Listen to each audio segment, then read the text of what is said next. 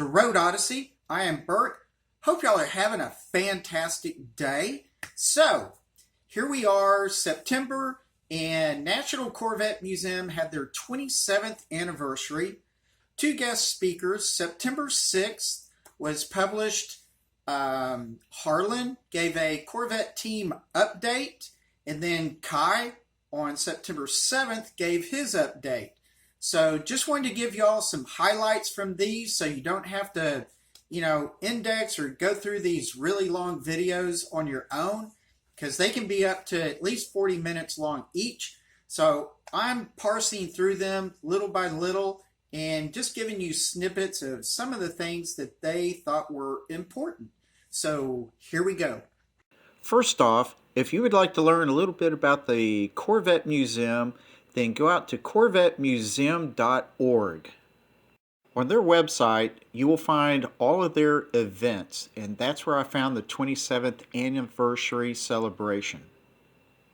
The National Corvette Museum, you can also look them up in YouTube and find their YouTube channel with all of these videos. These are the two most recent videos, and I'm looking at the Corvette update with the Corvette team. I have to be honest, in this update, there is hardly anything new, just a sprinkle here and there. Here is Harlan Charles. If you don't know him, he is the Corvette Product Marketing Manager.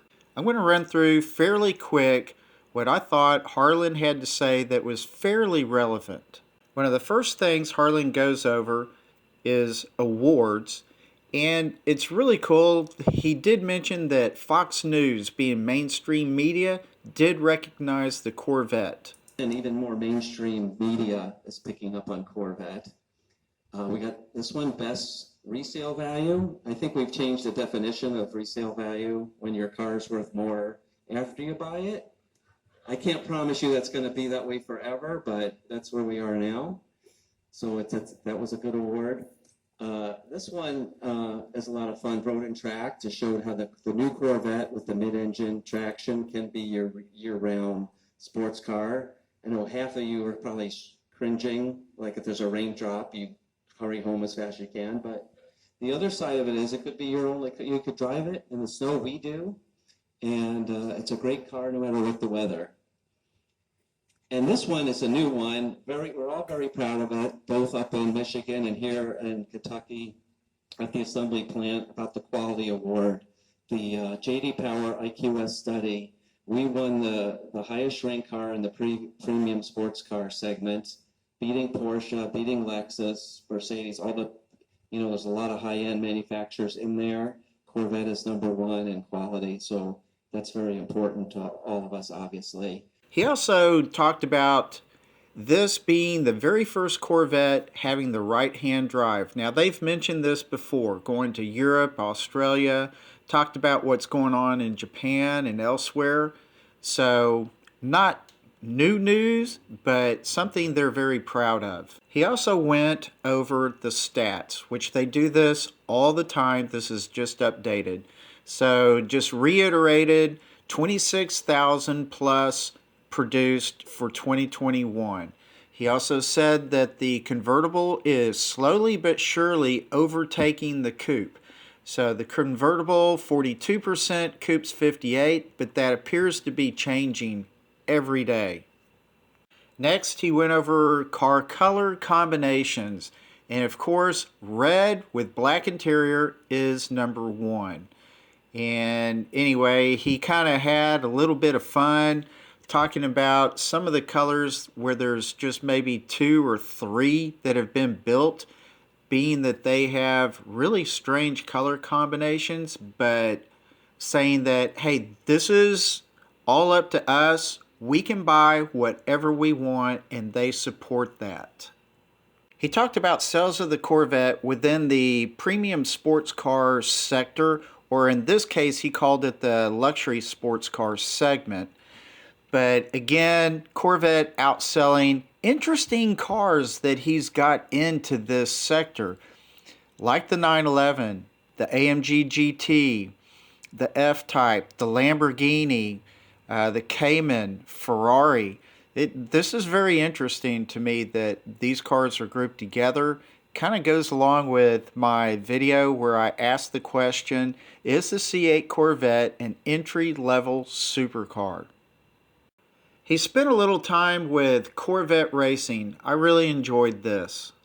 So far this year, we've had 4 wins, a really good opportunity to get maybe a second in a row manufacturers and drivers champions. How many people watched the 24 Hours of Le Mans?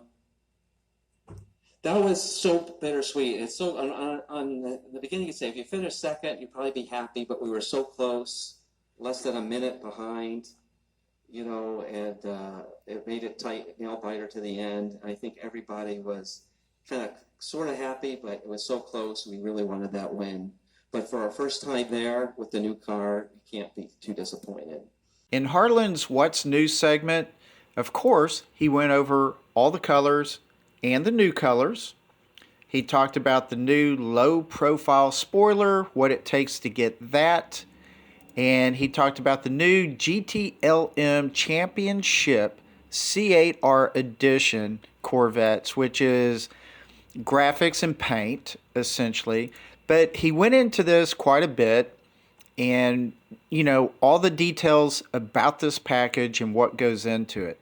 Knowing that he couldn't tell us anything about the Z06, he could tell us where to set our expectations. We're very excited about that, the next chapter of this 8th generation Corvette to be revealed. And we've been working hard on that, as you can see. Testing going on, not only in Europe, all over America, over in Europe. Being able to show these street and track videos is very exciting. And we're really going to set the supercar world on notice with this one. So after the presentation, he did Q&A, and one of the topics was the chips. Microchips. Yeah, I don't know if you guys are looking at the articles. That's an industry-wide thing. That's actually, we've been doing really well with Corvette. It's talking about chip shortages and things like that. You look at, there was just an article that came out today, it's not just GM, Ford, Toyota, all the whole industry, was idling certain plants and things like that. We're lucky. Everybody loves Corvette a lot at Chevrolet and General Motors, and we're prioritizing, and we know we have a lot of anxious, hungry customers. So we've had, not that we haven't been hurt at all, but a lot less than most for that. So that's a big question. And we got teams of people working on that. I can't really speak to it because it's kind of a global issue way beyond Corvette. It's really industry. But the good news is we're prioritizing Corvette, of course, and we've had a pretty good run. He was also asked if there was going to be a 2023 70th year anniversary edition of the Corvette. He actually had no idea at the moment if there would be one. He was also asked about plant tours. If you find this website, it's old and ignore it. Go out to the Corvette Museum website and you will find information on the tours.